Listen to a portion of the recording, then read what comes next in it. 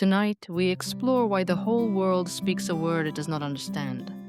A single syllable that carries 3 civilizations inside it. I am a native Japanese creator, based in Japan, bringing you a true story like this each night. Subscribe to hear the next one, and share your thoughts in the comments. Let us begin then with the word itself. Zen is not originally Japanese at all. It is Japan's own sound for the Chinese word chan, and chan is China's sound for an older Sanskrit word from ancient India. 3 civilizations folded into one breath of sound, and it found its truest home here, in Japan. To understand why, we have to go back to where the word begins. It is the 5th or 6th century before the Common Era, and historians cannot agree on which.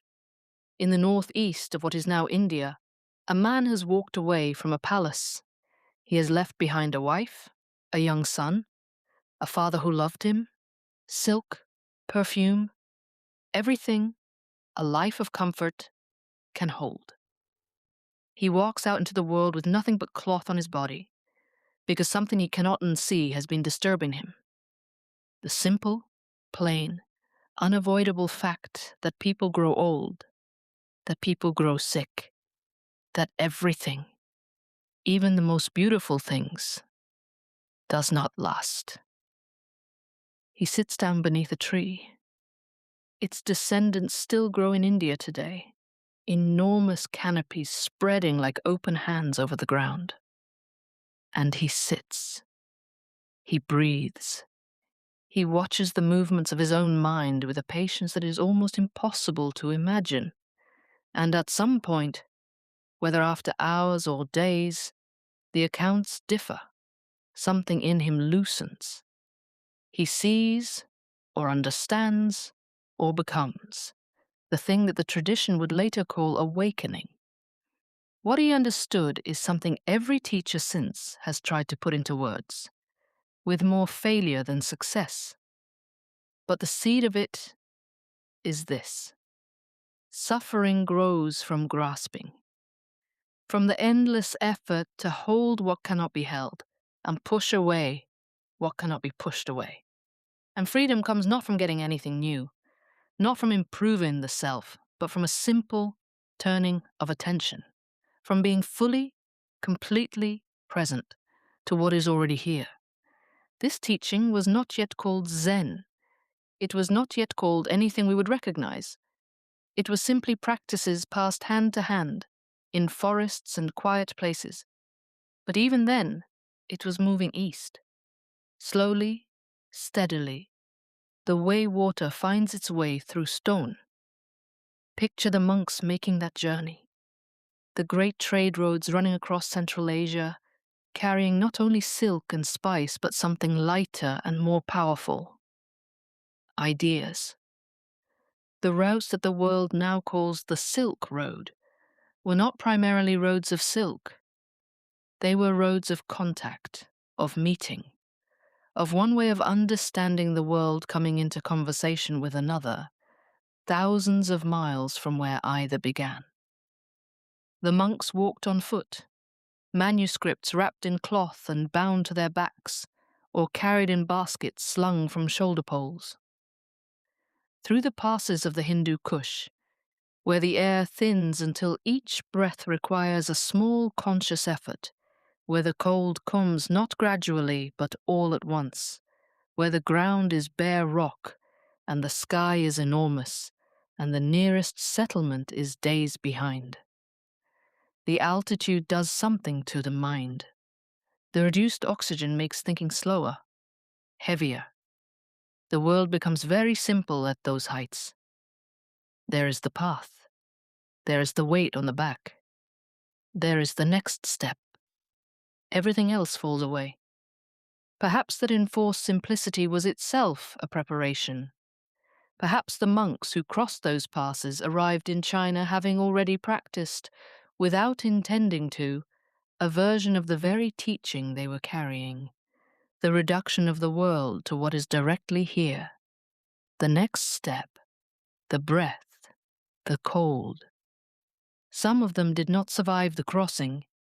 The sea routes were no safer. Ships were small, and the South China Sea was not gentle. The ones who continued, by land or by water, were people for whom the question they were carrying mattered more than the cost of carrying it. China received this teaching gradually across several centuries, beginning around the 1st century of the Common Era. It was not a smooth arrival.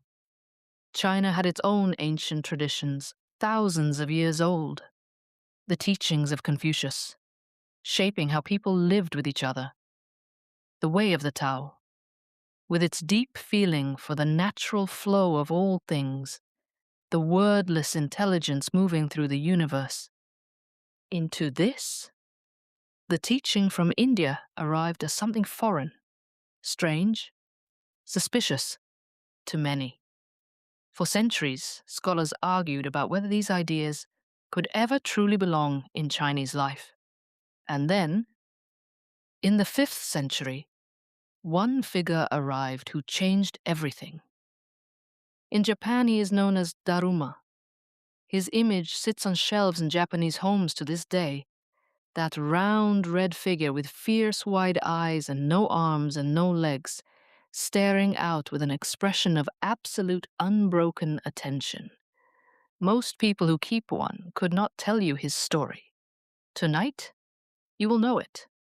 He came from the West, the accounts say, from somewhere in India or Central Asia, and historians cannot agree on precisely where. What matters is not the geography of his birth, but the quality of what he carried. He came to China. He met the emperor. And the emperor, proud of everything he had done to support the new teaching, all the temples he had built, all the scriptures he had paid to be copied, asked Daruma how much merit he had accumulated. Daruma looked at him and said, "None whatsoever." The emperor was shaken. "Then what," he asked, "is the highest truth of all?" "Vast emptiness," Daruma said. "Nothing holy." And then he turned and walked away. He crossed the great river, legend says, on a single reed floating on the surface of the water, like a thought drifting through a still mind. He went north to a monastery on a mountain. He found a cave. He sat down facing the stone wall, and he meditated. For 9 years, 9 winters, 9 summers, the same wall in every season, in thin grey light and in cold and in heat. The monks at the monastery below watched him with curiosity, with puzzlement, with frustration. Some came to ask questions, and he did not always answer. Some stood outside in the snow to demonstrate their commitment, and he did not soften. He was looking for something that could not be performed, something that did not care at all how serious you appeared. And here is one of the strange, quiet facts that almost no one knows. One account says that somewhere in those 9 years, Daruma fell asleep during meditation. When he woke, furious at his own lapse, he cut away his eyelids so that he could never again close his eyes. And where the eyelids fell to the ground, tea plants grew.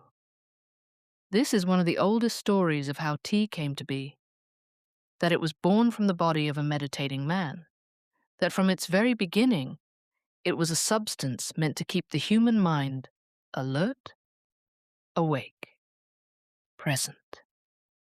Whether this literally happened, we can gently set aside. What the story holds is more interesting than any fact. It holds the ancient, unbreakable bond between 3 things that the modern world keeps apart: the act of sitting in stillness, the struggle against the pull of sleep, and the cup of tea warm in the hands. They were never separate.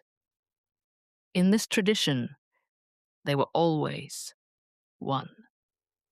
From Daruma's lineage grew the school of Chan in China, and Chan made a claim that cut against the grain of everything around it. It said awakening could not be bought with merit or ritual or the piling up of scripture.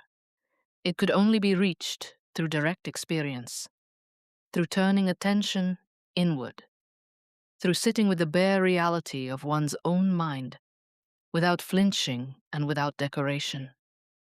In a world of elaborate ceremony and vast libraries and towering hierarchies of learning, Chan said something almost rude in its simplicity.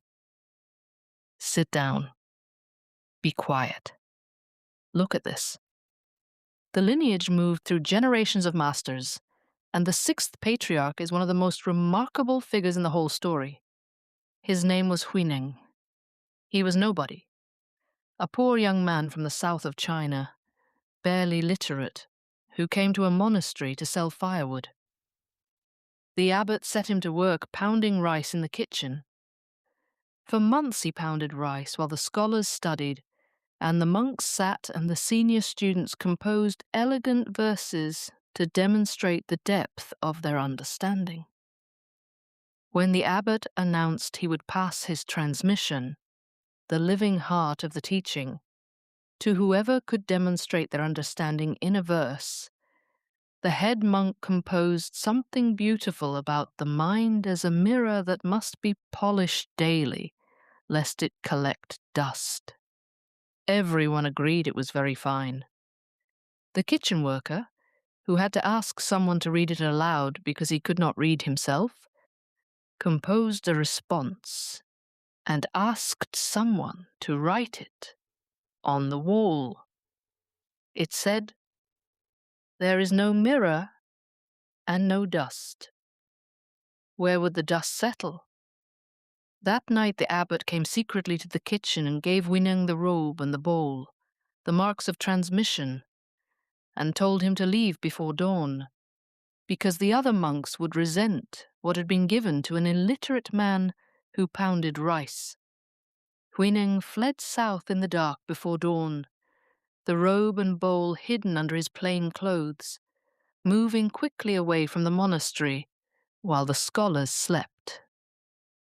He spent the next several years, not in a monastery and not teaching, but simply living, working among ordinary people in the mountains of the south, hiding what he carried. Years of anonymity. Years of doing the humble work that needed to be done without any of the marks of a teacher or a master, or even a student. Just a man. Just the work. Just the day. When he finally emerged to teach, what he had to say was shaped by exactly those years, not by the texts he had not read and the lectures he had not heard, by the kitchen and the road and the particular quality of attention that comes from having nothing to prove and no one to prove it to, and what he taught, recorded in a text that still lives in the practice of every Zen student in Japan today, was the teaching of the kitchen worker, not the polished scholar's teaching. The understanding that came not from eliminating the dust, but from seeing, clearly and finally, that there had never been a mirror to dust in the first place. The gold was not buried. It was never not shining. The practice was not acquisition. It was recognition. This is what Daruma had meant, sitting in his cave. This is what Chan had been carrying all along, through every generation of transmission, waiting for someone humble enough and clear enough to say it plainly. For several more centuries, this tradition grew and deepened in China, producing extraordinary teachers, the strangest and most piercing teaching stories ever told, a living culture of transmission from one human being to another, carried not in books, but in the actual quality of presence between a teacher and a student, in a small room, over a cup of tea. And then, across the sea to the east, a chain of green islands was waiting. Japan in the 12th century was a country on its axis, the old world of the court, with its diaries written by moonlight, and its robes layered in 40 colors to suggest the turning of the seasons, was giving way to something harder. The warriors were rising. Power was moving from the palace toward the sword. And into the shifting world, in the year 1191, a Japanese monk named Eisai came home from China carrying something new. Eisai had crossed to China twice. On his second journey, he gave himself fully to the Chan tradition, and he came back carrying not only the teaching, but seeds. Tea seeds. The same seeds whose legendary root, if you trace the story far enough, reaches back to that cave and that fierce, sleepless monk and the ground where his eyelids fell. Eisai planted the seeds in Kyushu, and he began to teach. He wrote a book about tea as medicine for a depleted people. He said Japan was a country that loved illness, by which he meant you are more tired than you know. Here is something that can help.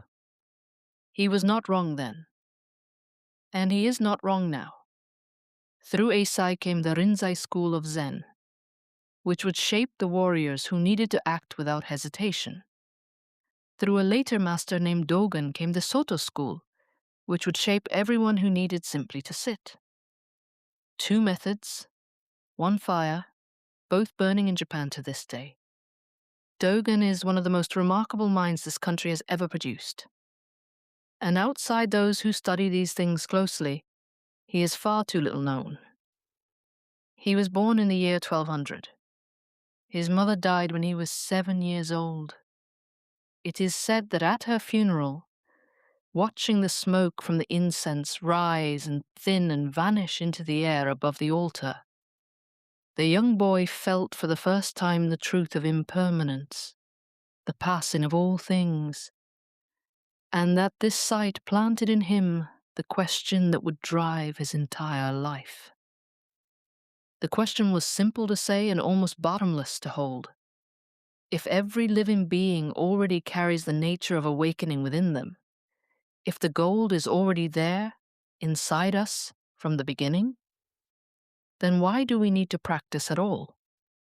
Why dig for what we already have? He could not find a satisfying answer in Japan.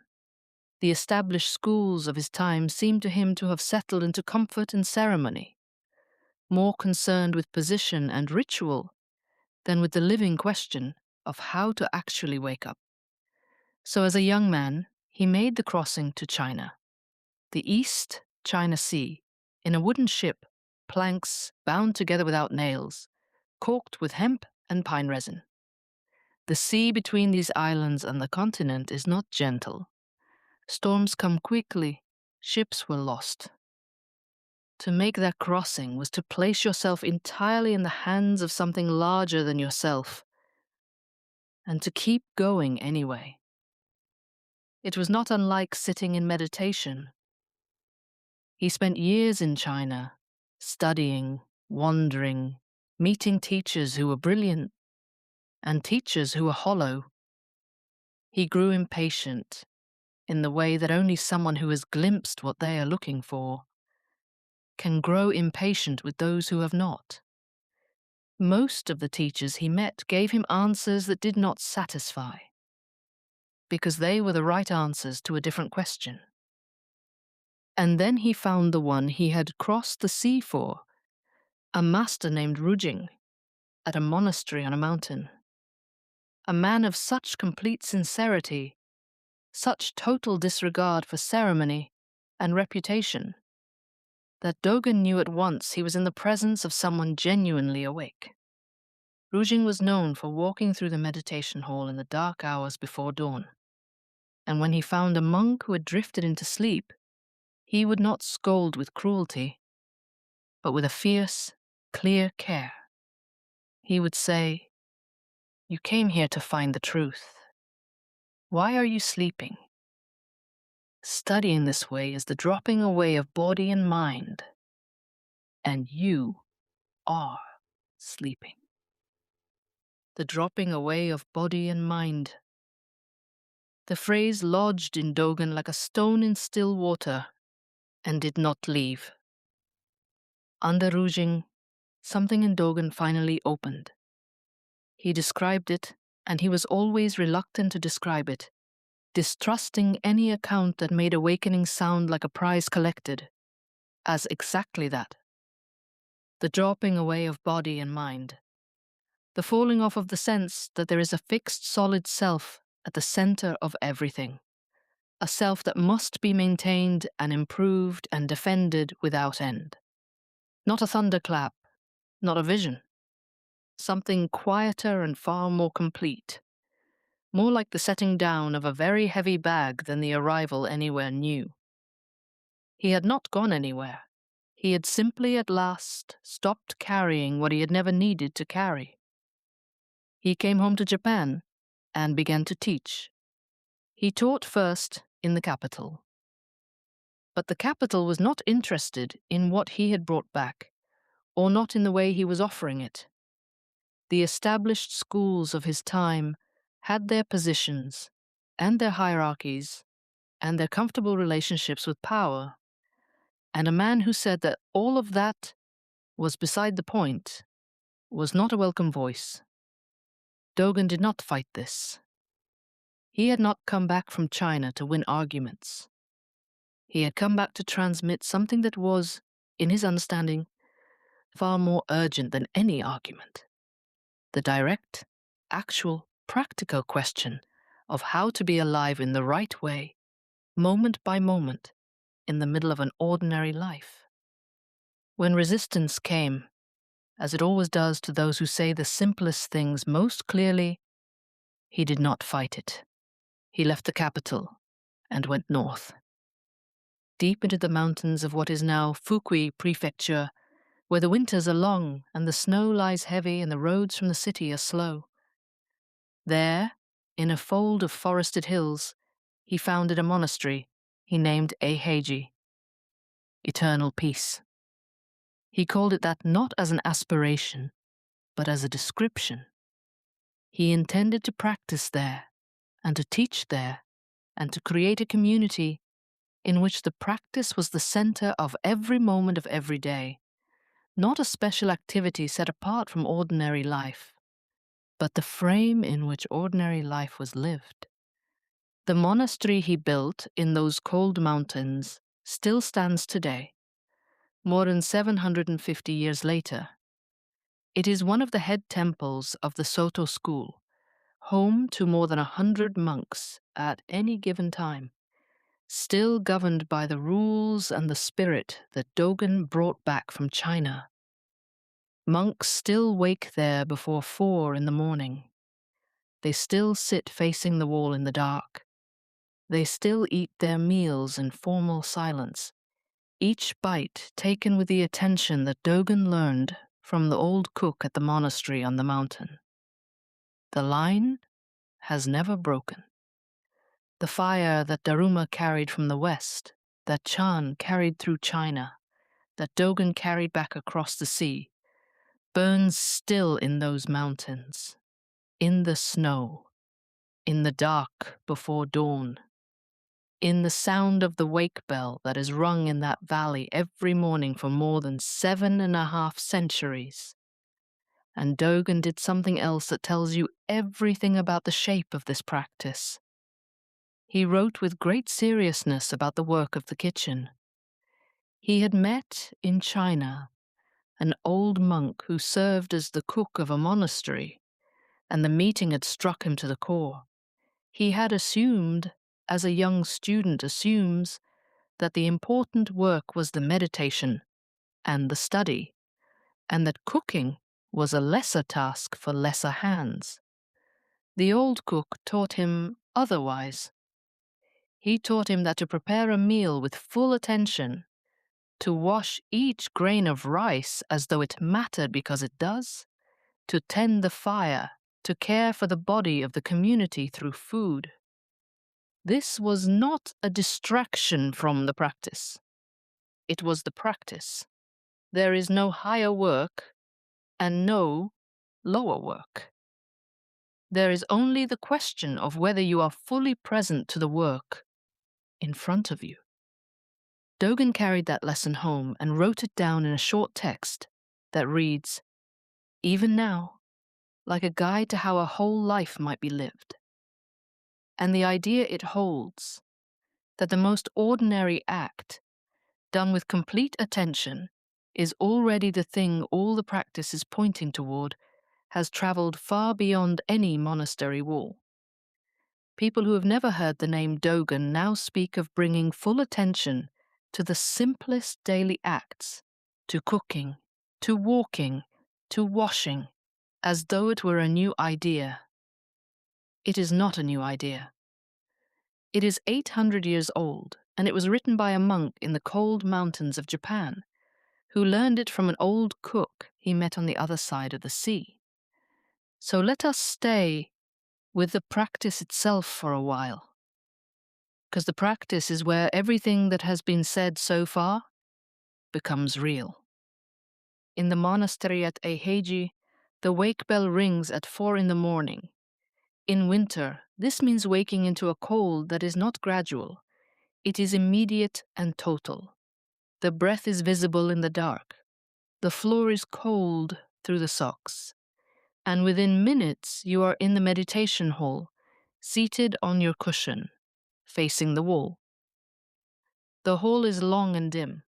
The cushions are arranged on raised wooden platforms that run the length of the room on both sides, each cushion in its place, each place belonging to one person, shaped over months and years to the particular weight of that body.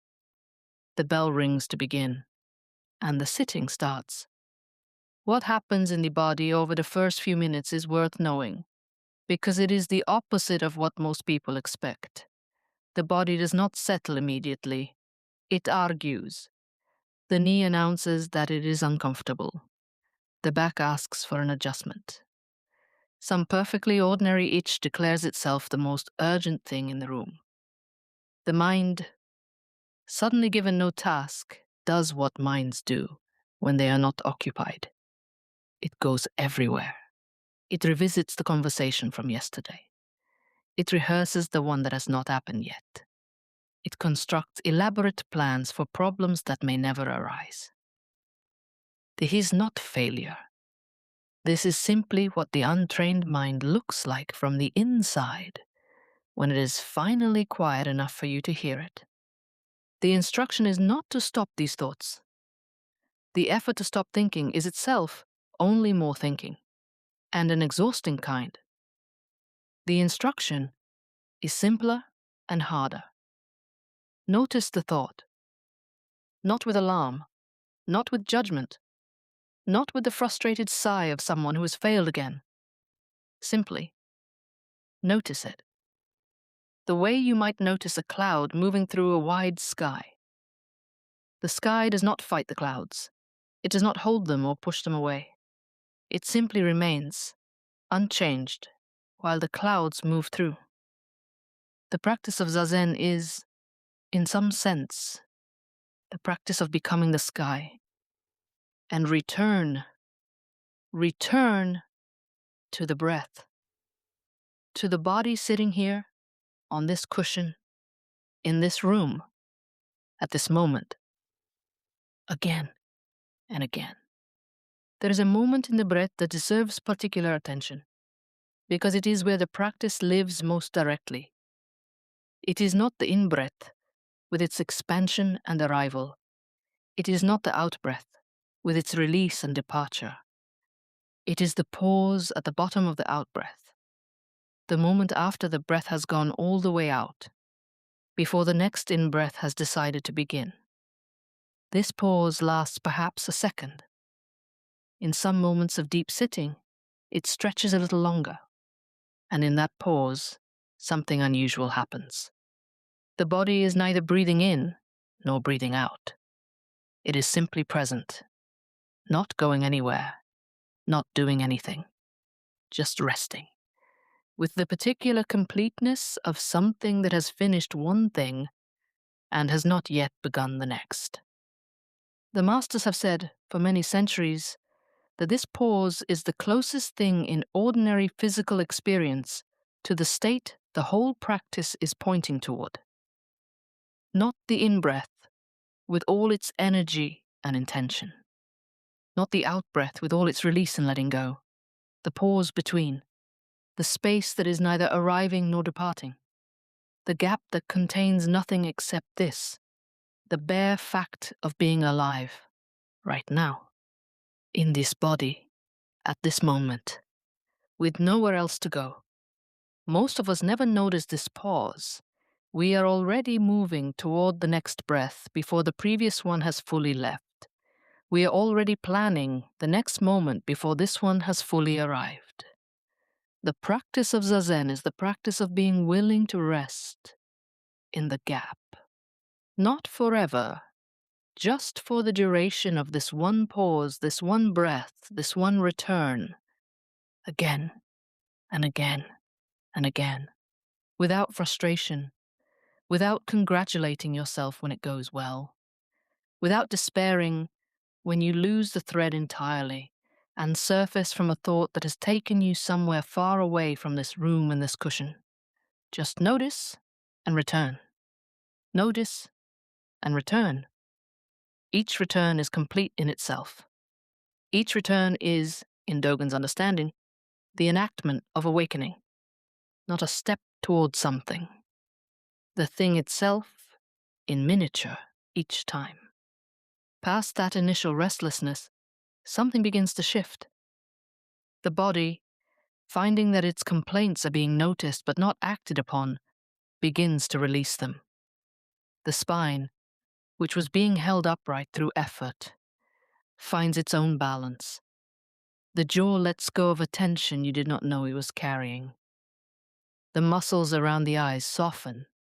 The hands resting in the lap find a warmth between them that, after a while, seems to belong to neither hand separately, but to the space between them, which is part of both and part of neither.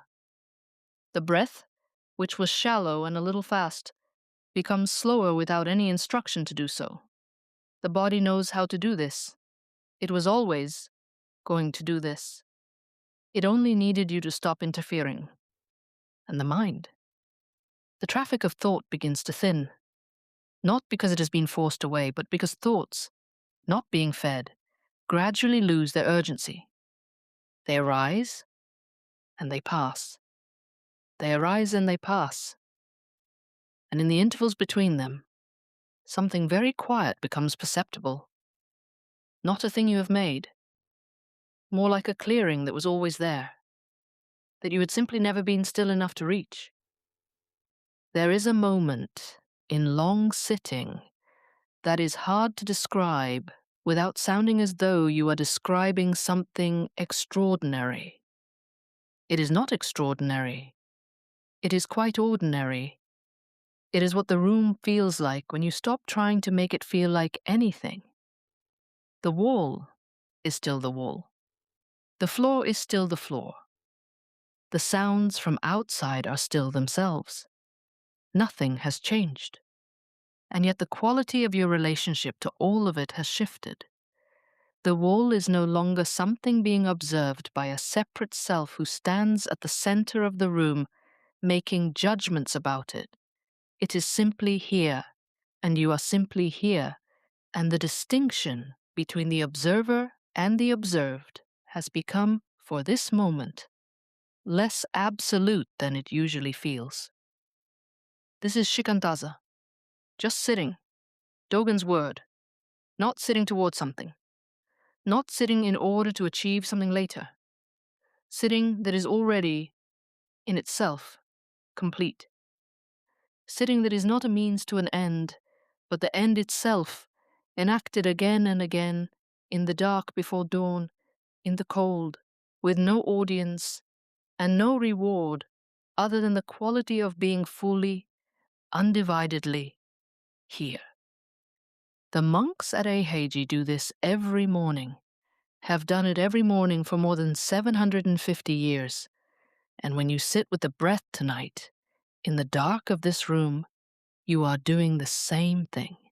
Not the same practice understood as a concept, the same practice, the same turning of attention, the same gentle, patient, repeated return from wherever the mind has gone to the simple fact of this breath, this body, this moment. Dogen wrote, "To study the self is to forget the self. To forget the self is to be illuminated by all things." What he meant is something that sounds abstract until you have sat long enough to feel it. The ordinary mind stands at the center of everything, treating the world as material for its projects and its worries. The self that is studying, the self that is improving, the self that needs the merit and the reputation and the correct answer. But in deep sitting, that self becomes transparent, not gone, transparent. Light moves through it instead of stopping at it. And when that happens, even briefly, the wall you have been facing for an hour is no longer simply a wall. It is the wall, specific and actual and present, and you are with it in a way that has no distance in it. This is what Daruma was doing, facing stone for 9 years, not punishing himself, not striving for a goal somewhere ahead, simply being entirely, undefendedly here. The body knows this quality. You have touched it yourself without knowing its name. The moment of complete absorption in something beautiful, the instant of catching something that was falling before you decided to catch it. The pause at the end of a long exhale when the breath has gone all the way out and the next one has not yet come.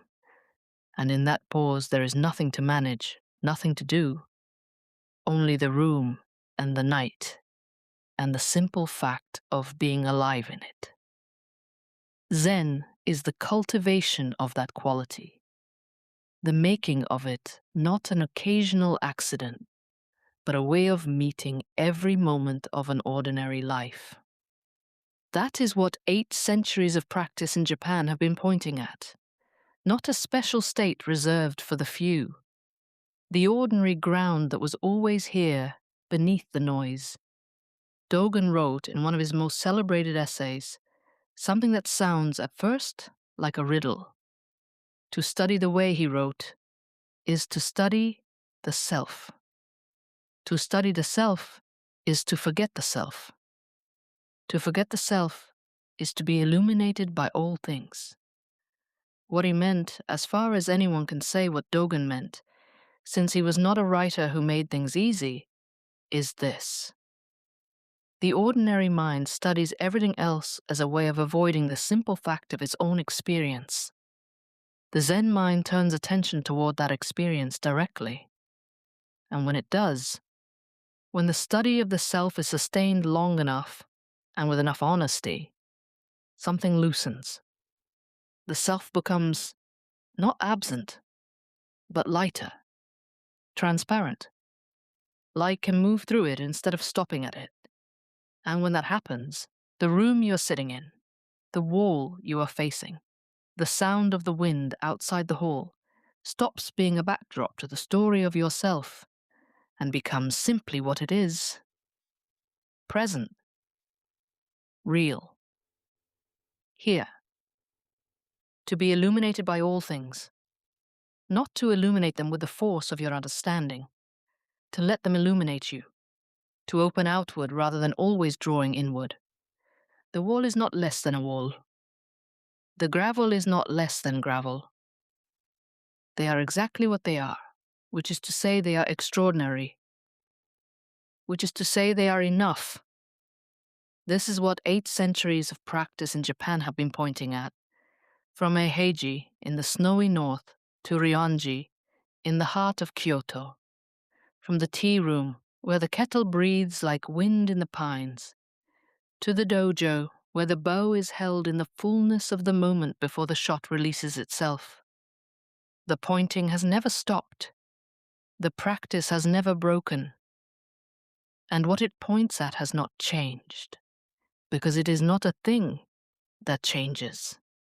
It is what is here before all the changing began. In 1191, a Japanese monk named Eisai stepped off a ship in a port in Kyushu. He had crossed to China twice, and on his second journey he had lived inside the Chan tradition long enough to carry it back in his body, not as a set of ideas he had learned, but as a quality of attention he had been trained in. He brought also, wrapped in cloth, something smaller and more fragile than any text: seeds, tea seeds. He planted them in the ground of Kyushu, and he began to teach. And the two things he had brought back, the practice of sitting in stillness and the plant that keeps the mind from sleep, took root together in Japanese soil, exactly as they had always been bound together, from the cave on the mountain where the eyelids fell. Eisai is one of the two great founders of Zen in Japan. The other was Dogen. Their approaches were different in ways that shaped everything that followed. Eisai brought the Rinzai school, which trusts sudden awakening, the sharp encounter, the impossible question that pushes the mind past its own edges. Dogen brought the Soto school, which trusts patience, which says that there is no edge to push past, that the sitting is already the thing itself, complete in each moment. Two methods, one fire, both burning in Japan still. It was into the Rinzai tradition that the koan found its fullest home, and it is here that the story continues. A monk once asked his master a simple question: does a dog have the nature of awakening within it? The master looked at him and said one word: mu. In Japanese it means no, or nothing, or an emptiness that is larger than both yes and no, that swallows the question whole before it can become a question. The student was not told to think about what mu means. He was not told to analyze it or argue it or look it up. He was told to hold it, to carry it into his sitting every morning, to breathe with it, to let it fill the whole field of his attention, to sleep with it, to eat with it, until the question and the one asking the question dissolved together into something that was neither one thing nor the other. This is the koan, and no story of Zen is complete without it. A koan is a question, or a saying, or a brief strange story that the ordinary thinking mind cannot solve. The most famous of all is, what is the sound of one hand clapping? That particular koan is younger than people assume. It was shaped in the 18th century by a Japanese master named Hakuin. But the tradition of the koan reaches much further back, into Chinese Chan, where the great masters would set their students these impossible riddles and wait for an answer that came not from the intellect, but from somewhere beneath it. The koan tradition produced a literature unlike anything else in the history of human thought. Collections called the Blue Cliff Record and the Gateless Gate were gathered in China and carried across the sea to Japan, where monks have studied them for centuries. They are not books of answers. They are books of doorways. A monk may hold a single koan for years, carrying it through every waking hour until it stops being a problem held at arm's length and becomes something closer than the skin. And when he believes he has finally seen into it, he goes to his teacher alone in a small room and offers his response. Not always in words. Sometimes a gesture. Sometimes a silence. Sometimes a single movement of the body. And the teacher knows, in an instant, whether the seeing is real or whether the student is still standing outside the door, describing it. You cannot reason your way through. You can only see, or not yet see. These strange riddles have traveled far beyond the monastery. They are studied in universities on every continent, turned over by people who have never sat a day of formal meditation, because they touch something that runs through every thinking human being, the suspicion that our reasoning, however fast and however confident, is not the deepest thing in us. That underneath the chatter, there's a way of knowing that words can only point toward. The koan tradition grew out of a culture of teaching that was unlike anything that had come before it.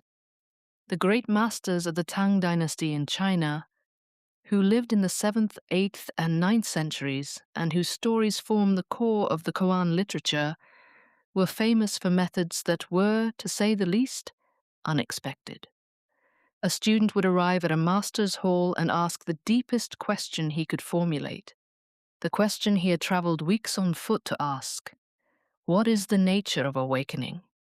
What is the Buddha? What is the truth that underlies all things?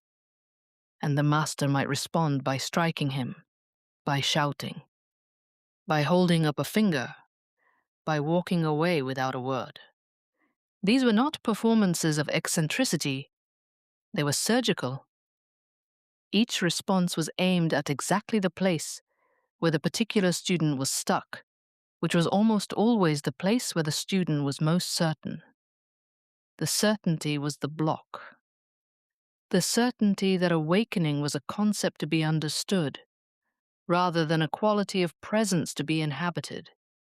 And the unexpected response, the shout or the strike or the silence, cut through the certainty the way a sharp blade cuts through a knot that no amount of careful untying has been able to loosen. One master was asked, "What is the Buddha?" He answered, 3 pounds of flax. Another was asked the same question and answered, a dried shitstick. These answers have been analyzed for 1,000 years, and they do not become more explicable through analysis. They are not meant to be analyzed. They are meant to stop the analyzing mind in its tracks long enough for something else to be briefly visible. The something else is what has been there all along, waiting for the analysis to pause. The tradition that Eisai and Dogen brought back to Japan carried all of this inside it.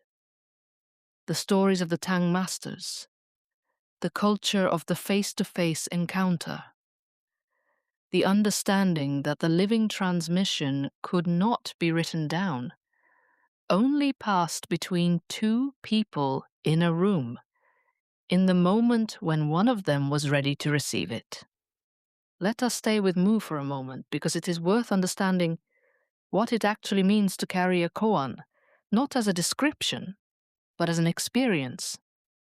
The monk who has been given Mu does not think about Mu.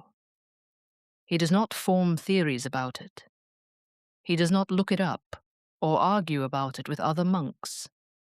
He holds it the way you might hold something fragile and heavy at the same time, with full attention, all the way through every activity of the day. He holds it during the early morning sit-in, before the sun has any intention of rising. He holds it while eating breakfast in the silent dining hall, each bite taken with the same careful attention that the meditation cushion requires. He holds it while sweeping the courtyard, while carrying water, while bending at the waist to scrub the floor. Mu, and mu, and mu. Not as a word repeated, as a presence. A quality of attention directed at the most direct possible question. What is this, actually? Not what do I think about this? Not what have I been told about this? What is this? Days pass, weeks. The mind makes its attempts. It constructs philosophical answers. It borrows ideas from things it has read. It manufactures what feel like genuine breakthroughs in the middle of the night. Insights that seem so clear and complete that the monk can barely wait to bring them to his teacher in the morning. And the teacher looks at him and shakes his head. Keep sitting. More weeks. The manufactured insights stop coming because the mind has exhausted its supply of clever answers and there are no more to produce. And what is left, when the cleverness has run out, is something the cleverness was covering. A quality of attention that is more like listening than like thinking. An openness that is not passive, but intensely, quietly alert. Waiting the way you wait for a sound you know is coming but cannot predict. And then, sometimes, in a moment that cannot be planned or forced or repeated on demand, something opens. Not a thought, not an answer. A seeing, direct contact with what is here before the question was formed. The monk bows, the teacher nods. The koan is not finished exactly, it has become transparent. Now let us turn to something that surprises almost everyone who encounters it for the first time. The deep and genuine bond between this tradition of stillness, of compassion, of letting go, and the men who carried swords. On the surface, it makes no sense. What could a practice of sitting quietly have to do with men trained for combat? Quite a lot, as it happens, and the connection shaped both the practice and the warriors for centuries. The warrior class rising in Japan during the 12th and 13th centuries was not looking for comfort. They were looking for something far harder to find: an honest, clear-eyed relationship with death. They lived in a world where death stood always close, where a battle could arrive at any hour, where a man whose mind clouded for even an instant at the wrong moment would not see the next one. And Zen offered them something the other paths of that age did not. Not a promise of heaven, not a reassurance that everything would be well, but a training in the capacity to act without hesitation, without the mind freezing over with fear or with calculation. This is important enough to say slowly. Zen did not tell the warriors that death did not matter. It offered something rarer, a way to look at death directly, without flinching, without turning away, and then to act anyway. There is a difference between a man who does not fear death because he has never truly looked at it, and a man who has looked at it fully and clearly for a long time, and arrived at something like peace with it, not by dismissing it, but by holding it until it stops being a thing he needs to push away. The second man is free in a way the first man is not. His mind, when the moment of crisis comes, is not cluttered with what he is trying not to think about. The concept that joins Zen to the way of the sword has a name. Mushin, no mind. Not blankness, not emptiness in any hollow sense, but a state in which action rises directly out of the situation without first passing through the slow filter of deliberate thought. We have all touched it in small ways. The hand that shoots out to catch something falling before the conscious mind has registered that it fell. The right words leaving the mouth before the decision to speak has been made.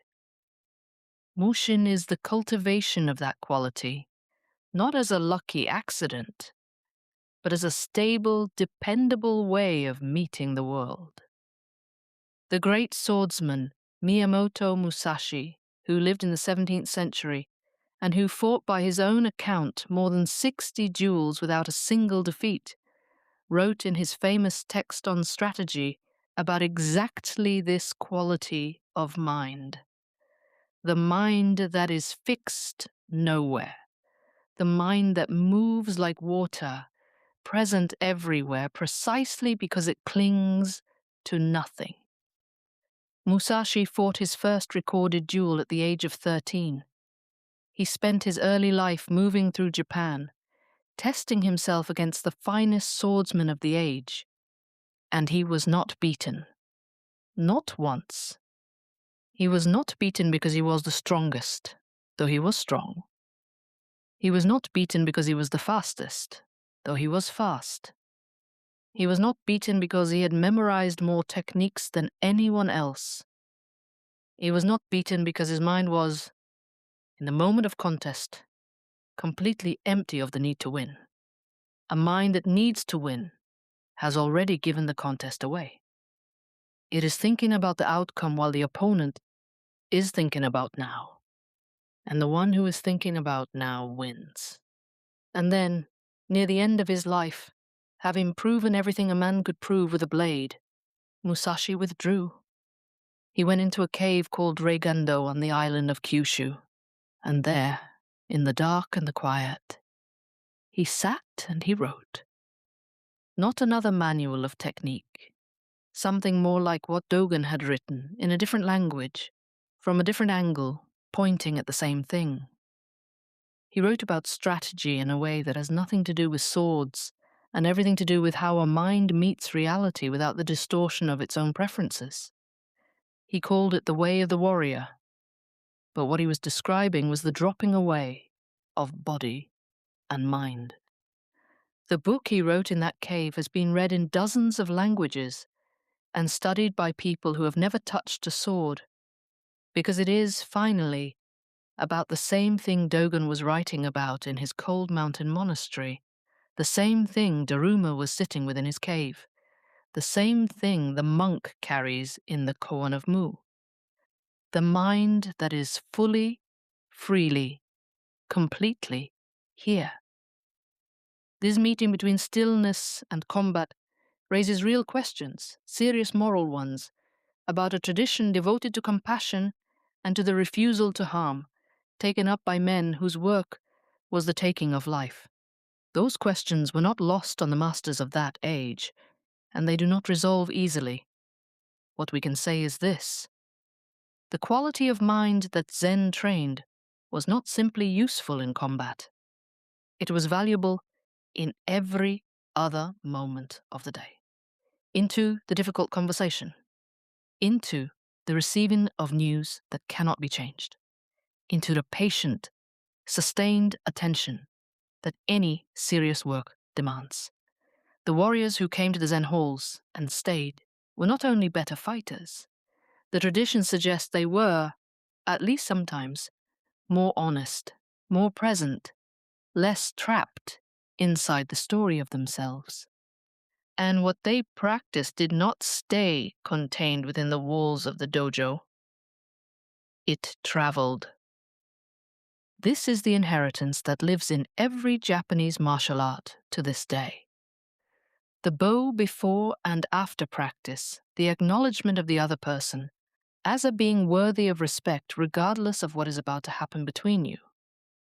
The zanshin, that quality of relaxed, unhurried awareness that remains after an action is finished and does not collapse the moment the difficulty ends. The dojo itself, understood as a space where something is being cultivated that goes far beyond any technique.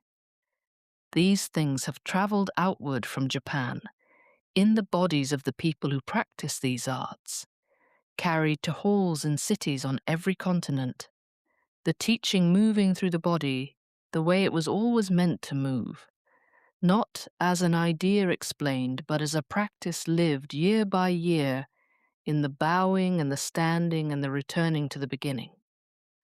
Now let us move from the body in motion to something perfectly still. The dry rock garden is perhaps the most recognized thing this country has given to the world's idea of contemplative space. Stone and raked gravel, and almost nothing else. The name is itself a quiet paradox. It means, taken apart, dry mountain water. There is no water, and yet every one of these gardens is built to call up the feeling of water, of flow, of depth, of the open sea. The raked gravel is the ocean. The stones that arise from it are islands or mountains breaking through cloud, or perhaps simply themselves, stones doing nothing, being exactly and only what they are. These gardens grew from a meeting between two arts, the ink landscape painting that the Zen monks brought from China, in which a whole mountain range can be suggested with a few strokes of black ink and a wide field of empty paper. And the older Japanese love of stone, of the careful, attentive placing of rocks. The monks took the trust in empty space, the refusal to fill every corner, The conviction that what is left out is as important as what is included, and they built it out of real stone and real gravel. A painting you can walk up to but never enter. A landscape with no path. The most famous of them sits in Kyoto at a temple called Ryoanji. 15 stones, set in raked white gravel, within a long rectangle enclosed on 3 sides by a low earthen wall, whose color shifts with the moisture in the air, darkening in rain, paling in dry cold. Every year people come to it from every part of the world. Photographs of it hang in offices and homes in cities, whose names the people who made this garden never heard. And almost no visitor knows. No one is certain who made it or exactly when or what it is meant to mean. The temple was founded in 1450, but the garden slips through the records. The earliest clear-written descriptions come more than 2 centuries after the founding, describing an arrangement different from the one that stands today. The garden as it now exists took its present form later still, refined and altered across generations. The identity of the original designer is not known with certainty. A celebrated painter monk of the age is often credited, but scholars dispute this, and on the back of one of the great stones, hidden from every visitor's eye, 2 names are carved. Not the name of a great lord or a famous monk, but the names of the craftsmen who lifted the stones and set them in place. Skilled artisans of the riverbank, whose hands built some of the most revered spaces of stillness in Japan, and who signed their work in a place no one looks. There is something in that the most famous meditation garden in the world may carry, in a hidden place, the names of working people whose skill outlived every record of their circumstances. The meaning of the stones has been argued over for centuries. Islands in a sea, mountains in cloud, a tiger crossing a river with her cubs. There are many readings, and the tradition holds that this is not a problem. The openness is the point. A garden that announces its meaning has already lost the most important part of it. There is one thing about this garden that most people discover for themselves, if they sit quietly long enough to notice. From any position on the viewing veranda, you cannot see all 15 stones at once. 14 are visible. One is always hidden behind another. Move along the boards, and a different stone disappears while the hidden one comes into view. No one has ever been able to hold all 15 in sight at the same time. Whether the makers intended this, no one can say. But within the tradition, it has been understood as a teaching about the nature of perception itself. We never see the whole. Something is always hidden from us. The mind that demands to see everything, to hold a complete picture simultaneously, to understand before proceeding, will always be frustrated in a world that is, in fact, larger than any single view of it. Think of how much of any situation you cannot see. The thing the other person did not say. The reason behind the reason. The version of events that belongs to someone who was not in the room. The outcome that has not yet happened. The stone behind the stone. We act on partial information in every moment of every day. And most of us spend a great deal of energy pretending we are not. Pretending the picture is more complete than it is. Pretending the hidden stone does not exist. The garden says, the stone is hidden, it has always been hidden. Stop pretending otherwise. 14 are here, clear and visible, in the raked white gravel, and 1 is behind. And that is how it is. and that is enough to proceed. The mind that can rest in that can be at ease with the one stone it cannot see, finds a different kind of freedom. Not the freedom of having understood everything, the freedom of having stopped requiring it. To sit before this garden, not trying to decode it, not trying to figure it out, is itself a form of practice. It is not a puzzle waiting for a solution. It is a field of attention to be inhabited. Sit long enough, and the need to interpret falls away. What remains is simpler. The quality of light on white gravel, the asymmetry of the stone, the way the eye moves without being directed, the silence that seems to deepen and sweeten the longer you remain inside it, and the monk who rakes this gravel, at first light, drawing his long, careful lines, and the patient circles around each stone, he is not decorating. He is attending. The straight pull of the rake, the particular resistance of the gravel, the slight drag of it, the quality of attention it takes to draw a line that is neither too rigid nor carelessly crooked, but somehow exactly what it needs to be. And then the next morning, he rakes it again. The garden is never finished. It is renewed each day, and the renewal is the practice. Nothing holds its shape forever. Nothing is ever complete. The right answer to that truth is not despair. It is pick up the rake. But before we leave Ryoanji, let us actually sit there. Not describe the sitting. Sit. You are on the viewing veranda, which is a long, low wooden platform, worn smooth by the feet of centuries. It is early. The tour groups have not yet arrived. The gravel is freshly raked, the lines still crisp from this morning's work. The earthen wall beyond the garden is dark with last night's moisture. The stones stand in it without effort, without explanation, simply there. You are looking at the garden, and your mind, as minds do, immediately begins. It counts the stones. It tries to find a pattern. It reaches for a meaning. Islands, it says. No, mountains. It rehearses what it has read about the garden in preparation for this visit. It wonders whether the person next to it is having a more authentic experience. It notices that the wooden boards are slightly uncomfortable under the knees and considers shifting position. Let it. Let the mind do all of that and stay anyway. 15 minutes later, something has changed.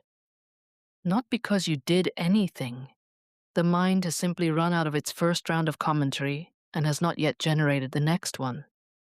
And in that interval, the garden is still there. It was always there, unchanged, waiting with complete indifference to whether you were understanding it or not.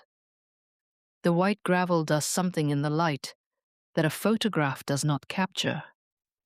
It seems to breathe. The shadows of the stones are long and precise. Somewhere behind the wall, a bird passes through the air and is gone. You notice at some point that you have not checked the time. That is the garden doing what it was made to do. Not teaching, not improving you, simply insisting, through its own quality of presence, that you be present with it. You cannot decode it, and you cannot possess it, and you cannot take it home with you. What you can do is be here with it, while the light moves across it and the morning opens, and the stones stand in their inscrutable arrangement of almost meaning, and the gravel breathes, and the one hidden stone stays hidden as it always has, as it always will. A learned man once came to a Zen master and said, "I have studied for many years. I have read every text. I have sat in the finest halls. Please teach me about Zen." The master said, "Let us have tea first." He poured tea into the visitor's cup. When the cup was full, he kept pouring. The tea reached the brim and overflowed, running across the table onto the floor. The visitor watched in alarm and finally said, "The cup is full. No more will go in." The master set down the pot. "You are like this cup," he said. "You are so full of what you already know that there is no room for anything new. Come back when your cup is empty." This story has been told in this tradition for centuries, and it is usually offered as a warning against pride of learning. But there is something quieter in it, too. Something about the nature of receiving anything. A teaching, a taste, a moment of stillness. To truly receive anything asks of us a kind of inner emptying, a willingness to not know, just for now, a willingness to be, in this moment, without the armor of everything we are already certain we understand. That willingness has a name. Beginner's mind. The mind that meets even the most familiar thing as though for the first time. Consider something that is happening right now, in the world outside these quiet hours. Hundreds of millions of people today, in hospitals and schools and offices and living rooms across every continent, practice some form of deliberate attention to the present moment. They sit with the breath. They notice when the mind wanders, and they return. They practice the same basic movement, the noticing and the returning, that the monks have practiced in the meditation halls of Japan for 8 centuries. And most of them do not know where it came from. It came from here, from the zafu cushions worn smooth by 1,000 mornings of use, from Dogen's shikantaza, written in a cold mountain monastery, from the old cook who taught a young student that washing rice with full attention was the same as awakening, from the monks who have raked the gravel of Ryoanji every morning since before the country that produces most of the world's mindfulness apps existed as a nation. The world did not discover a new way of attending to the present moment. The world found eventually what Japan had been keeping and refining and deepening for centuries, and recognized in it something it had been missing without knowing what it was missing.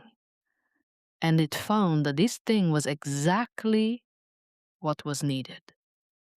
Not because Japan sent it, because something true cannot be kept inside a wall. It came from here, from the zafu cushions worn smooth by 1,000 hours of use, from Dogen's shikantaza, from the raked gardens tended before dawn by monks who would not become famous, from the old cook who taught a young student that washing rice was the same as awakening, if you were fully present to the washing. The world did not invent a new way of attending to the present. The world found, at last, what Japan had been keeping and refining and deepening for centuries, and it found that it was exactly what it needed, not because Japan set out to give it, but because something true cannot be kept forever.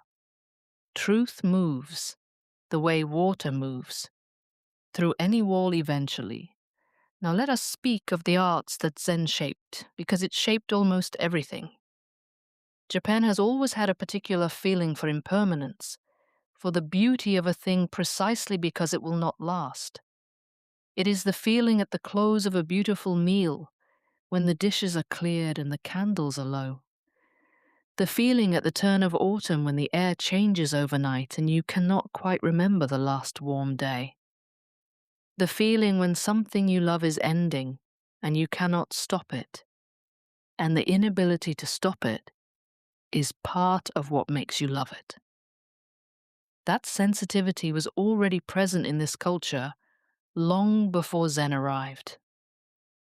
Zen gave it a practice and a depth. In Zen, the passing of things is not first a sorrow, it is a teaching. The tea bowl, used and washed and used again for decades, gathers the faint marks of its years, a soft crazing in the glaze, a shadow where the tea has stained the clay over hundreds of sittings. These marks are not flaws to be corrected. They are the bowl's history, worn into its surface the way a path is worn into ground by the feet of everyone who has walked it. They are part of what makes it beautiful, more than beautiful. They are part of what makes it true. A bowl with no marks is a bowl that has not yet lived. A bowl with marks is a bowl that has been held and used and washed and held again. There is even an art of mending broken things with gold. When a bowl cracks or shatters, the pieces are gathered and fitted back together, and the seams are filled with lacquer mixed with gold dust. So the lines of the break are not disguised but illuminated, traced in bright metal, made more visible than before. The bowl that has been broken and mended in this way is not the same bowl it was. It is something more. It carries its breaking as part of its form. The fractures are now part of the design, and the design is now more honest than it was before the breaking. The whole world now reaches for that word. It crosses every language because it names something every human being understood before they had the word for it, that the broken places in a life are not the opposite of wholeness. They are the record of having lived, of having been used and stressed and damaged and put back together, of having continued.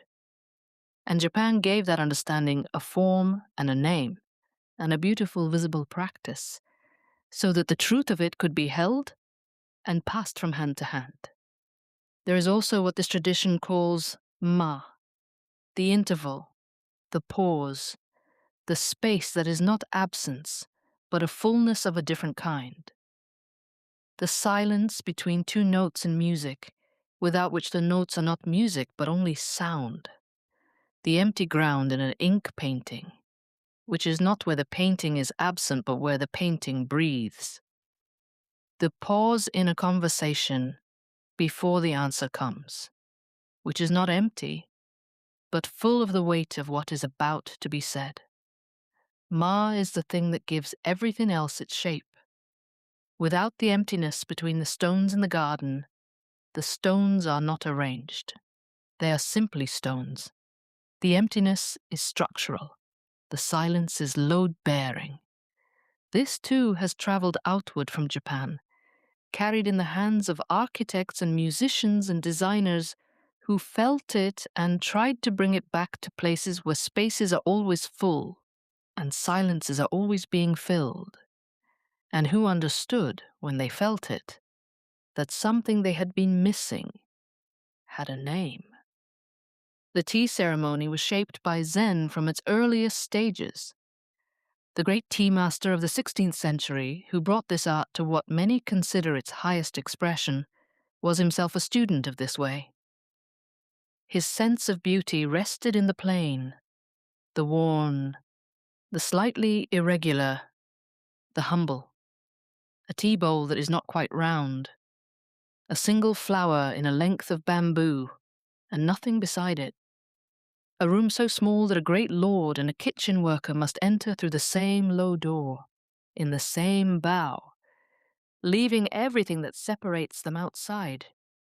The connection between the tea room and the meditation hall is intimate and deep. Both are small. Both ask the body to slow. Both create, through their particular atmosphere, a quality of attention that ordinary life rarely permits. The master once said, "The way of tea is nothing more than this. Boil the water, make the tea, drink it, but that nothing more is vast. Let us enter the tea room. You bow to pass through the door, which is built low so that everyone, warrior or farmer or lord, must bend to enter. There is no room inside for the armor of rank. You leave it at the threshold with your shoes. The room is perhaps 4.5 tatami mats in size. 4.5 mats. A space so small that the whole world fits inside it, and nothing unnecessary can enter.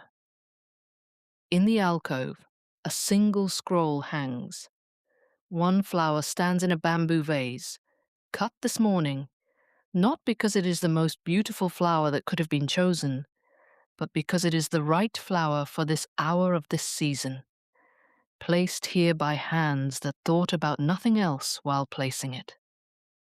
The iron kettle sits on the coals, and the sound it makes is the sound the tea masters have described for 5 centuries as wind moving through the pine trees on a distant hillside. You hear it now, and you understand immediately why. It is that sound, steady and small and continuous, like something that has been going on for a long time and will continue after you are gone. The host moves slowly. Each motion is deliberate without being stiff. The ladle is lifted, the water poured, the tea prepared with a quality of attention that does something unusual to the air in the room. It slows it. The room becomes denser with presence, the way a room becomes denser just before rain. The bowl is placed before you. It is not perfectly round. One side sits slightly lower than the other. The glaze is uneven, darkened in places where the fire touched it differently. It has been used for many years, and it carries those years quietly, the way an old hand carries the years it has worked. You lift it. It is warm in both palms, and the warmth is exactly the right warmth. Not too much, not too little. The tea is a deep green that is almost not green. That is something older than the word for any color. You drink, and for the time it takes to drink this bowl of tea, there is nowhere else to be. This is not because the room is beautiful, though it is. It is not because the tea is extraordinary, though it is. It is because everything in this room has been arranged by someone who understood that the most ordinary act, done with complete attention, is the thing all the practice is pointing at. Boiling water, making tea, drinking it. The way of tea is nothing more than this. The way of tea is everything. The way of the brush was shaped by Zen in the same direction. In the art of calligraphy, the stroke carries the inner state of the one who makes it, and at the same time shapes that state. The ink cannot lie. A stroke made from a tense, self-conscious mind looks different from a stroke made from a mind at rest. You can see it in the paper even if you cannot read a single character. There is a quality of aliveness in the stroke that came from presence, and a quality of deadness in the stroke that came from effort. The practice is to become, in the instant before the brush meets the surface, completely still, not blank. Gathered, the way water that has stopped moving simply reflects what is above it. And then, to let the stroke rise out of that stillness, not forced, not performed, but found. There's a tradition of the single brushed circle, drawn in one breath, one motion, sometimes closed and sometimes deliberately left open. An enso. Picture the master before the paper. He has ground the ink. He has set the paper straight. He has done nothing else for some minutes, simply sitting, simply breathing, simply letting the accumulated noise of the day settle to the bottom like silt in still water, until what is above is clear.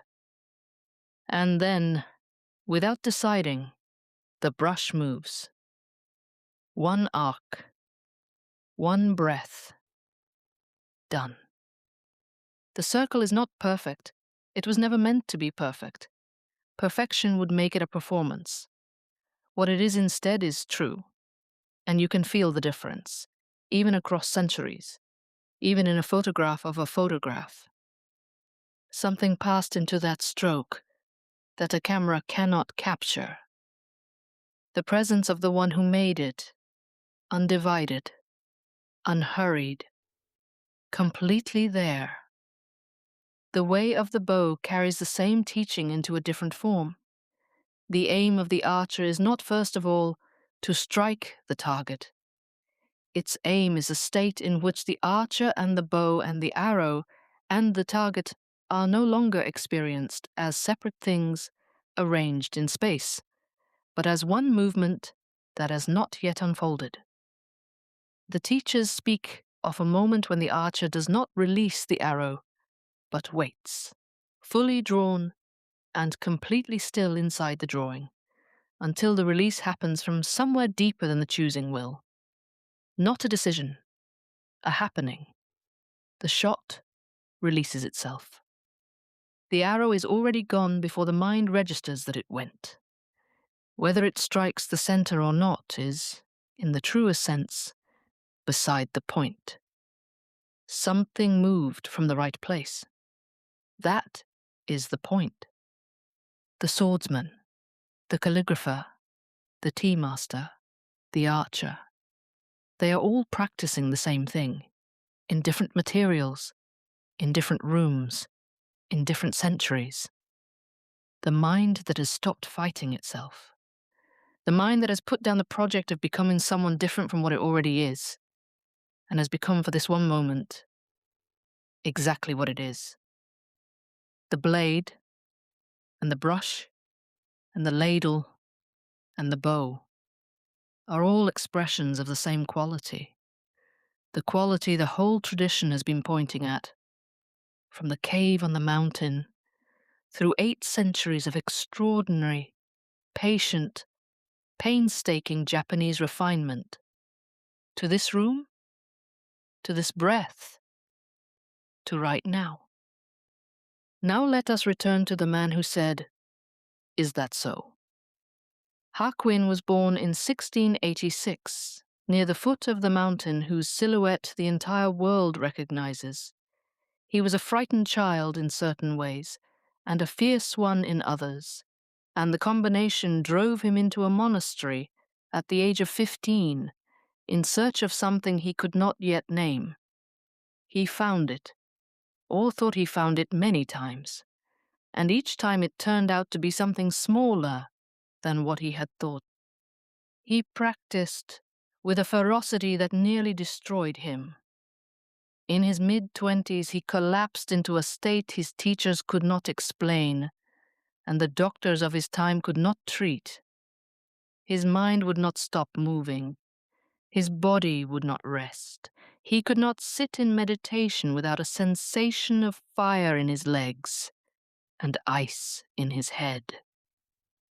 Everything he had worked towards seemed to have broken. He recovered slowly, with the help of a reclusive healer who lived alone in the mountains, and who taught him, among other things, to treat the body with the same quality of attention he had been giving to the mind, to breathe, to rest, to trust the body's own intelligence rather than constantly overriding it with the will's demands. Hakuin carried that understanding for the rest of his life, and it shaped everything he taught, because he had learned it not from a text, but from his own collapse and his own return. Because Hakuin became, eventually, one of the most remarkable teachers this tradition has produced. He found that the Rinzai school, in his time, had grown cautious and formal, more concerned with the performance of a practice than with the living thing. He pushed it back toward the living thing. He insisted that a first experience of genuine insight was only a beginning, and that the work that came after was longer and harder and more important than the first breakthrough. He produced koans of his own, including the famous question about the sound of one hand, which he wrote not as an abstraction, but as a tool, designed with great precision to catch the particular shape of the modern mind in its trap. And he was funny, consistently, deliberately, irreverently funny, in a way that the formal tradition rarely celebrates but that Hakuin understood as essential. Because the person who is too serious about their own awakening has made awakening into another possession of the self, another trophy, another thing to be proud of, and protective of, and anxious about. Laughter is the sound of the self remembering it is not quite as solid as it thought. And Hakuin laughed freely, and made others laugh, and in the laughter sometimes the cup briefly emptied. A young woman in his village became pregnant, and when her parents demanded to know the father, she named Hakuin. The village turned on him. His reputation, built over a lifetime, was destroyed in an afternoon. When the parents brought him the newborn and demanded he take responsibility, he said 3 words. "Is that so?" And he took the child in. He cared for it through the winter, asking his neighbors for milk, sheltering the infant against the cold. He raised it with patience and with love. The following spring, the young woman, unable to carry the lie any longer, confessed the truth. The father was a young man from elsewhere in the village. The mortified parents rushed back to Hakuin, apologizing, asking to take the child home. He handed the child back, with no speech of wounded dignity, no recounting of what he had suffered, no demand to be thanked, only the same 3 words. Is that so? Non-attachment does not mean the coldness of someone who feels nothing. Hakuin cared for that child tenderly. It means the lightness of someone who is not entangled in the need for things to be other than they are, who does not require the record to be set straight, who does not need his suffering acknowledged before he can move forward. He lived inside the situation exactly as it was. He cared for the child. He let the child go. Both fully. And those 3 words, offered twice in the same tone to 2 entirely different situations, have become one of the most repeated teachings in the whole tradition, because they name something every human being who has ever been wrongly blamed or had life arrange itself very differently from what was asked, immediately recognizes. Not defeat, not indifference. Simply, yes, this is what is here. I can meet it. That is the practice, taken out of the hall and into an ordinary life. The raked garden, the koan, the long hours on the cushion, these are not the destination. They are the training ground. The destination, if there is one, is this: to be here, now, with what is actually happening, without piling onto it the weight of what should have been and what might yet come. To meet the cup when it is full, and meet it when it has been taken away, with the same quality of presence. Is that so? Is that so?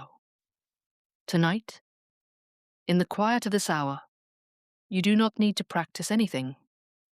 The breath moving through you now, the weight of the body settling into what holds it, the small sounds of the night beyond the room, these are not obstacles standing between you and some better moment.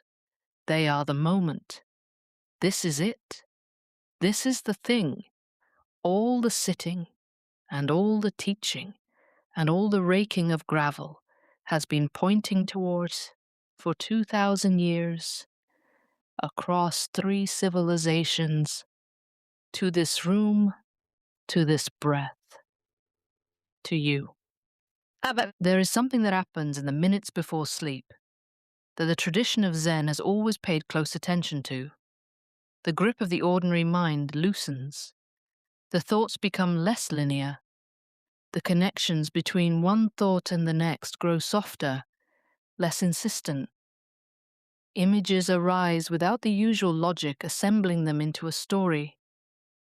the self that has been organizing everything all day, the planner, the worrier, the narrator, the one who is always keeping track of how things are going and whether they are going the right way, begins to soften its hold. Not disappear. Soften. Like a hand that has been gripping something tightly for a long time, finally, slowly opening. And in that softening, something that has been covered all day begins to be perceptible. Not a new thing. Something that was always there, underneath, waiting with the particular patience of things that have nowhere else to be and no deadline to meet. Notice the body right now, not to evaluate it or adjust it, simply to notice it, the weight of it against whatever holds it, the points of contact, the shoulder blade, the hip, the back of the head, the warmth in some places and the slight coolness in others, the way the breath is moving, which is slower now than it was an hour ago, slower than it was when you began listening, slower even than it was a few minutes ago. The body is already doing the work of returning to its natural state. You do not have to help it, you only have to not interfere.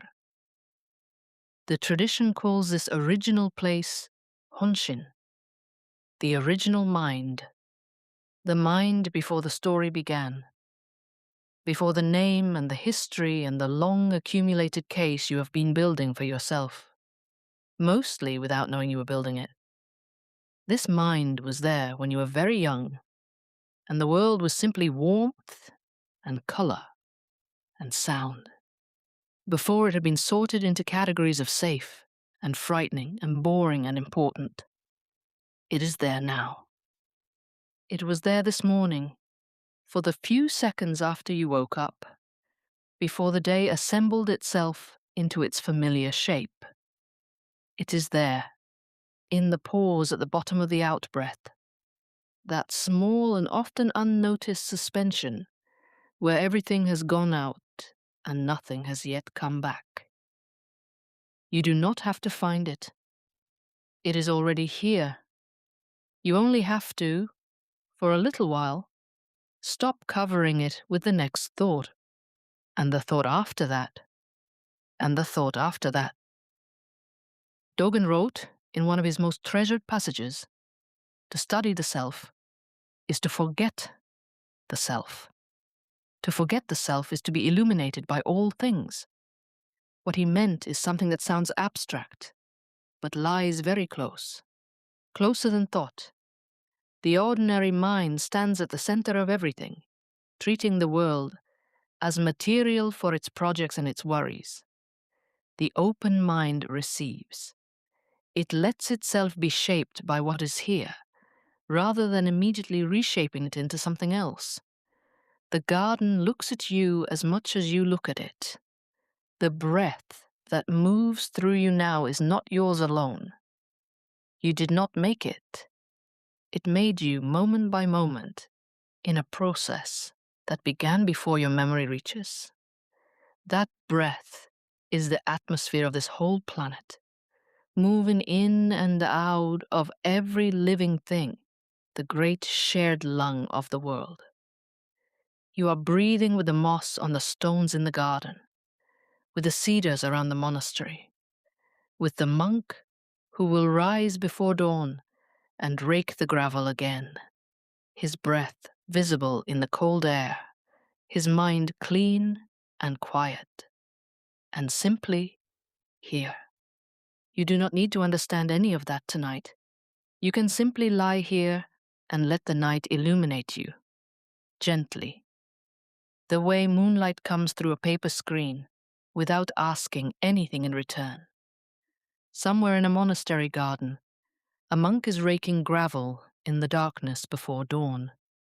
Not Ryoanji, perhaps Eiheiji, where the cedars are enormous, and the air at this hour smells of cold stone and pine, and the particular quality of silence that comes before the birds begin. The monk has been awake since 4. He has sat in meditation, taken a simple meal, and now He is here, in the garden, with the rake. The gravel is faintly visible in the dark. He cannot see the lines he is making. He is making them from feel, from the slight resistance of the gravel against the tines, from the years of practice in his hands that know the weight and the angle without needing to be told. He is not thinking about the garden. He is not thinking about how it will look when the light comes. He is simply raking, wholly here. And the cedar trees around him have stood in this ground for more than 300 years. They were here before this monk was born. They will be here after he has completed his training and left for a temple somewhere else, and after the monks who replace him have also come and gone. The cedars do not care about any of this. They are simply here, doing what cedars do, in the dark, in the cold, without effort, without complaint, without the need for anyone to witness it. The monk rakes, the cedars stand, and the darkness slowly, so slowly begins to consider the possibility of dawn. Somewhere a tea fire is being lit, and water is beginning to stir in an iron kettle. The tea masters have described that sound for 5 centuries as the sound of wind moving through distant pines. It fills a small room the color of old earth, where a single flower stands in a length of bamboo, and nothing else. Where the first pale grey of morning is just beginning to enter through paper screens, turning them from black to the color of old paper to something almost like light. The person who prepared that room arrived here before the others were awake. He cleaned it in the dark. He hung the scroll with both hands, carefully, standing back to look at it, the way you look at something that matters. He chose one flower and placed it in the bamboo with the kind of attention most of us give to almost nothing. And in the space that attention created, something shifted in the air of the room. Something that was ordinary became something else. Not beautiful exactly, more than beautiful, present. Somewhere a bell is ringing at the close of a period of sitting, and the sound hangs in the air a long time, growing thinner and thinner until there is no longer a clear line between the sound and the silence it has dissolved into. And in that silence, which is not the absence of something, but a fullness of a different kind, something opens. Something that was always there, underneath the noise of every ordinary day, waiting with the patience of things that have nowhere else to be and no deadline to meet. This tradition has a name for it, but the name is not the thing. The thing is, here now, under the noise, under the plans, under the long story you have been telling, mostly to yourself, mostly without knowing you were telling it. Under all of it, something is simply, quietly, already here. It was here this morning when you first opened your eyes. It was here through everything the day asked of you. It is here now. It does not need you to find it. It only needs you to stop, for a while, covering it. The breath is slower now. The body is heavier. The day has traveled very far from you. What was urgent this morning is already history. What felt unresolvable has rested, and will look different in the morning, as it always does, as it always has, as it will again and again for as long as mornings come. The mind that could not find its way through a problem at 10 o'clock at night has often found it quietly, without effort, by 9 o'clock the next morning, simply by sleeping. The body knows things the working mind does not. It solves things in the dark that the light cannot reach. Trust it. Let it work. There is a quality in deep sleep that the tradition has always honored, without quite claiming to understand. The state in which consciousness releases its grip on its own contents. in which the self that spends its waking hours maintaining the story of itself pauses that maintenance and simply rests. What returns in the morning is not diminished by having rested. It is clarified. The way a glass of water, left to stand overnight, is clearer in the morning than it was when it was disturbed. Sleep is not the opposite of Zen practice. It is, in some sense, the completion of it. The practice asks the mind to loosen its grip on its own contents, to let thoughts arise and pass without being caught in them, to rest in the simple fact of being here. Sleep asks the same thing, more completely, with the additional gift of doing it for you. The monk who sits for 4 hours in the meditation hall and then sleeps deeply is practicing the same thing in 2 different rooms. Letting go, and letting go, and letting go again. You do not need to do anything with this. You have already been doing it for the past hour, without trying. The grip has been loosening throughout this story. With each breath that has slowed, with each thought that has come and gone without catching you in it, with each moment of the story that carried you somewhere, and then quietly set you down. The practice has been happening, whether or not you called it that. The bell has been ringing, very softly for a long time now, and the sound is almost indistinguishable from the silence it is dissolving into. The distance between you and sleep is only the distance between one breath and the next. A space so small, it has no name. A crossing so gentle you will never notice the moment it happens. Rest now. You have done what this day asked of you, and that is enough. It has always been enough. The night is doing its quiet, faithful work. And tomorrow when you wake, the cedar trees will still be standing, the gravel will be raked again, the kettle will be set on the fire, and the bell will ring. At exactly the right moment, exactly as it always has. Good night.